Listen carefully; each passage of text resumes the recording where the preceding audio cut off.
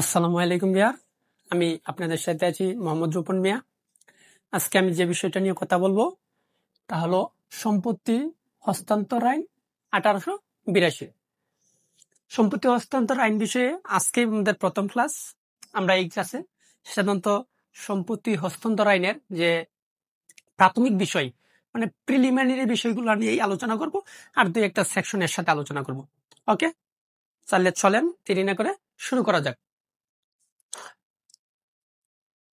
আজকে আমাদের মূল টপিকে সম্পত্তি হস্তান্তর। প্রথমে আমরা জানি সম্পত্তি হস্তান্তরটা আসলে আমরা কিভাবে সম্পত্তিটা হস্তান্তর করব, কাকে করব, কিভাবে করব, কে করতে পারবে, কাকে করতে পারবো, এরকম বিষয় নিয়ে মূলত এই আইনটা তৈরি। ওকে, তাহলে যদি আমরা প্রিলিমিনারি বিষয়ে যাই তাহলে আমরা প্রথমে দেখতে পাবো যে সম্পত্তি হস্তান্তর আইন তৃতীয় আইন কমিশন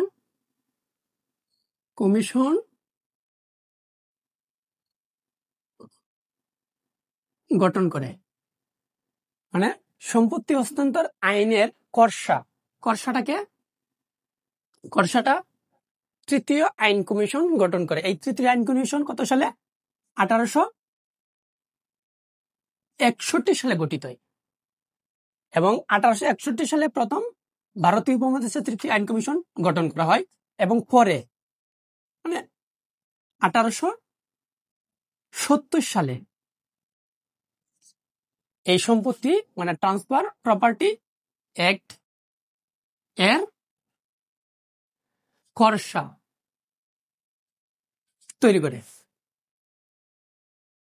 মানে 1861 সালে তৃতীয় আইন কমিশন গঠন করা হয়।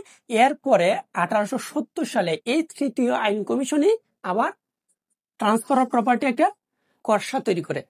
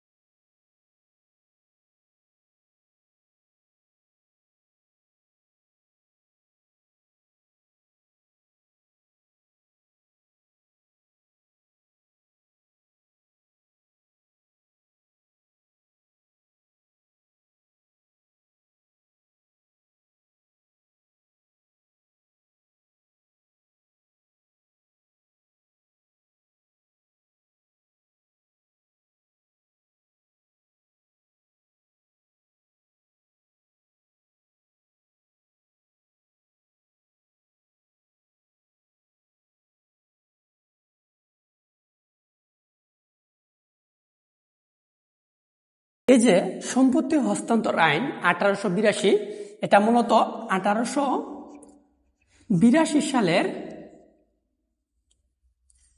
4 নং আইন। এই যে কত নং আইন? এটা 4 নং আইন। এটা সম্পত্তি হস্তান্তর আইনের 1882 সালে 4 নং আইন। এটা সর্বশেষ সংশোধন হয় 2004 সালে এবং এই সংশোধন কার্যকর হয় 2005 সালে। কার্যকর হয় 2005 সালে 1 জুলাই। মানে এটা প্রথম সর্বশেষে সংশোধন হয় 2004 সালে এবং এই সংশোধন কার্যকর হয় 2005 সালে 1 জুলাই। এই সম্পত্তি হস্তান্তর আইন যে কয়েকভাবে হস্তান্তর নিয়ে কথা বলে তা মূলত 5টি হস্তান্তর নিয়ে কথা বলে। কয়টি? 5টি। সংক্ষেপে বোঝার জন্য আমি একটা থিওরি দিই। SLEMG।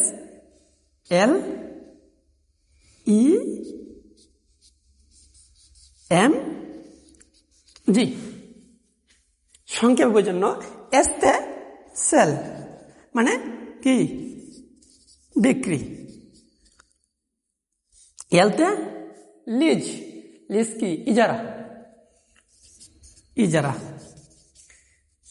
ইতে এক্সচেঞ্জ বিনিময়, এমতে মর্গেস্ট মানে বন্ধক, এন্ড জিতে গিফট মানে দান, সংক্ষেপে ফ্লেমস। এই কয়েকটা বিষয় নিয়ে মূলত সম্পত্তি হস্তান্তর আইন আলোচনা করে, মানে ব্যতিক্রম সাক্ষেপ কিছু না হলে মূলত এই 5টা নিয়ে সম্পত্তি হস্তান্তর আইন আলোচনা করে।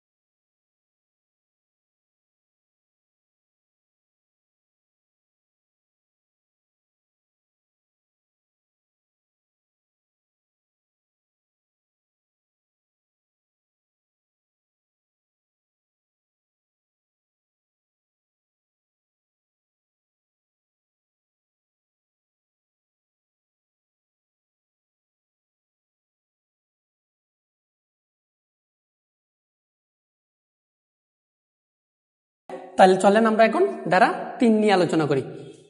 ধারা 3, ধারা 3 কি বলছে? ইন্টারপ্রিটেশন ক্লোজ মানে ব্যাখ্যা, যে এই আইনে যে শব্দগুলা ব্যবহার করা হয়েছে তা মূলত কি বোঝানো হয়েছে, এই ধরনের ব্যাখ্যাগুলো এই 3 আইনে সমস্তটাতে দেওয়া আছে। প্রথমে যদি আমরা দেখি বা পড়ি, তাহলে আমরা প্রথমে পাবো স্থাবর সম্পত্তি। স্থাবর সম্পত্তি মানে স্থাবর সম্পত্তি। এই নে স্থাবর সম্পত্তি বলতে কি বোঝানো হয়েছে? এখানে প্রথমে স্থাবর সম্পত্তি বলতে বোঝানো হয়েছে দণ্ডায়মান গাছ, বাড়ন্ত গাছ এবং ঘাস। মূলত এগুলোকে স্থাবর সম্পত্তি বলে না। এখানে যেখানে স্থাবর সম্পত্তি, যে দণ্ডায়মান গাছ, ঘাস, বাড়ন্ত ঘাস মানে বাড়ন্ত ফসল, এইগুলাকে এই আইনে স্থাবর সম্পত্তি বলে নাই। ওকে, তাহলে এই আইনে স্থাবর সম্পত্তি কোনগুলাকে বলে? আচ্ছা, এটা পরে আলোচনা করতেছি। পরে দলিল, দলিল মানে ডিড। দলিল বলতে এই আইনে কি বোঝানো হয়েছে? এই আইনে দলিল বলতে উইল ছাড়া দলিলকে বোঝানো হয়েছে। উইল ছাড়া মানে উইল ব্যতীত সব ধরনের দলিলকে এই আইনের আওতাধীন দলিল বলে গণ্য করা হয়েছে। ওকে, স্থাবর সম্পত্তি মূলত, যদিও এটি সম্পত্তি হস্তান্তর আইন, সম্পত্তি হস্তান্তর নিয়ে কথা বলে, কিন্তু এই আইনে কোথাও স্থাবর সম্পত্তির ব্যাখ্যা দেওয়া হয় নাই। তাহলে এটা কোথায় দেওয়া আছে? এটা দেওয়া আছে general clause act section 3 subsection 25। General clause অ্যাক্টে সেকশন 3 সাবসেকশন 25 বলা আছে যে স্থাবর সম্পত্তি বলতে বোঝায় ল্যান্ড মানে ভূমি, ল্যান্ড প্রফিট। ল্যান্ড প্রফিট মানে ওই ভূমিটা থেকে যা আয় হবে, ওই আয়টাও স্থাবর সম্পত্তি। আর একটা বোঝানো হয়েছে অ্যাটাচ টু আর্থ, যেটা কি মাটির সাথে সংযুক্ত, যেটা মাটির সাথে সংযুক্ত মানে সংযুক্ত। অ্যাটাচ টু আর্থ বলতে বোঝানো হয়েছে রুটেড মানে শিকড় দ্বারা যেগুলো মাটির সাথে সংযুক্ত। আর একটা আমরা বলতে পারি ইমবেডেড মানে সাহিত্য অবস্থায় মাটির সাথে সংযুক্ত। এই ধরনের এই যে বিষয়গুলোকে মূলত এই সম্পত্তি হস্তান্তর আইনে এখন আলোচনা করব অ্যাটেস্টেশন নিয়ে। অ্যাটেস্টেশন কি? সত্যায়িত বা প্রত্যায়িত, যাই বলেন, সত্যায়িত তাহলে সত্যায়িতটা কি? এই যে আমি লিখে রেখেছি, দেখেন, কোন দলিলে স্বাক্ষর করার 2 বা ততোধিক, একজন না, নিম্ন পক্ষে 2 জন দরকার হবে, 2 জন, 2 বা ততোধিক সাক্ষীর উপস্থিতিতে দলিল সম্পাদনকারীরে দলিলে স্বাক্ষর করতে দেখেছেন। কারা? এই 2 জন। এবং কি আরো কি, সম্পাদনকারীর কাছ থেকে স্বাক্ষরের সত্যতাও শুনেছেন। মানে তারা দলিলের সম্পাদন কিরকম সত্যতা শুনেছেন, যে দলিলটা আসলে কোনো প্রকার প্রতারণা বা জোরপূর্বক বা অন্য কোনোভাবে তৈরি করা হয় নাই, উনি নিজের ইচ্ছায় নিজের প্রয়োজনে এই হস্তান্তরটা করতেছেন, শুনেছেন। এবং সম্পাদনকারীর কাছ থেকে না, এটা না, সরি, পরেরটা, সাক্ষীগণ সম্পাদনকারীদের উপস্থিতিতে দলিলে স্বাক্ষর করেছেন। এবং ওই সবগুলা দেখার পর যে দলিল সম্পাদনকারী দলিলে স্বাক্ষর করেছেন এবং সম্পাদনকারীর কাছে জিজ্ঞেস করছেন যে তিনি কোনো বলপূর্বকের কারণে উনি কি স্বাক্ষর করতেছেন, উনি বলছেন যে না, যে নিজের ইচ্ছা স্বাক্ষর করতেছি, ওইগুলা সবগুলা শুনে তখন ওই যে 2 বা ততোধিক সাক্ষীগণ ওই দলিলে স্বাক্ষর করেন, আর ওইটাকে আমরা অ্যাটেস্টেশন বলি।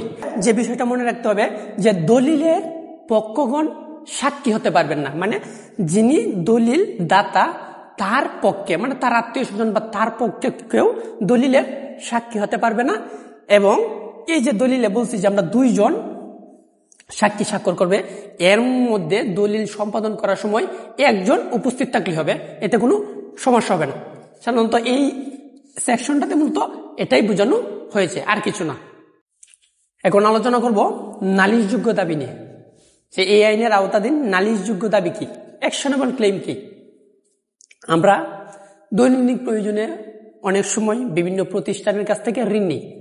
কোনো প্রতিষ্ঠান আমাদের ঋণ গ্রহণ করার জন্য জামানত নিয়ে থাকে, বা অনেক প্রতিষ্ঠান আছে যারা জামানত নেয় না। মূলত এই সেকশনটা এটাকেই বোঝায় যে যদি কোনো প্রতিষ্ঠান থেকে আপনি ঋণ নেন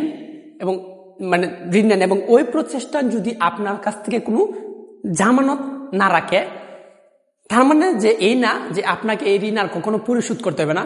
তাদের জন্য ওই প্রতিষ্ঠান আপনার বিরুদ্ধে আদালতের মামলা করতে পারবে, মানে প্রতিকার পেতে পারবে। আর এটা মূলত এইটাকে বোঝায় যে এই ঋণ আদায় করার জন্য আপনার কাছ থেকে তারা যে দাবিটা উপস্থাপন করবে, এটাই নালিশযোগ্য দাবি। যদি আমরা আইনের ভাষায় বলি যে ঋণ গ্রহণের জন্য কোনো জামানত নেই কিন্তু তার উপর দাবি থাকে এবং আদালতের মাধ্যমে প্রতিকার পাওয়া যায়, তাই মূলত নালিশযোগ্য দাবি। এখন আলোচনা করব নোটিশ নিয়ে। নোটিশ মানে কি? আমরা স্বাভাবিকলি যদি বলি নোটিশ মানে কাউকে জানানো। কি নোটিশ মানে? কাউকে জানানো।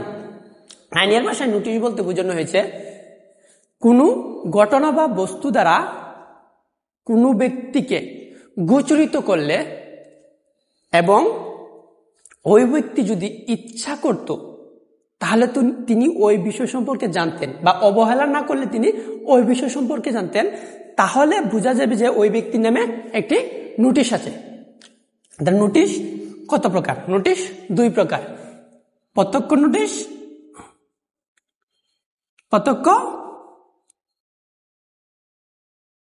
পরোক্ষ, মানে এক্সপ্রেস নোটিশ, ইমপ্লয়েড নোটিশ। এখন প্রত্যক্ষ নোটিশটা কি, পরোক্ষ নোটিশটা কি? প্রত্যক্ষ নোটিশ যে নোটিশ একজন ব্যক্তি আরেকজনকে মানে সরাসরি জানানো হয়, এটাকে প্রত্যক্ষ নোটিশ বলে। আর পরোক্ষ নোটিশ মানে নোটিশ কর্তৃপক্ষ প্রেরণ করবে, ওই নোটিশটা আপনাকে জেনে নিতে হবে। কিরকম? ধরেন এক্স ওয়াই এর সাথে একটা চুক্তি করে জেড নামক সম্পত্তিতে দখল নিল, তাহলে পি কে এখানে বুঝতে হবে যে কোনো একটা চুক্তির মাধ্যমে তারা ওই দখলে গেছে। ওই চুক্তির খবরটা হলো পির কাছে ইমপ্লয়েড নোটিশ, মানে পরোক্ষ নোটিশ। ক্লিয়ার?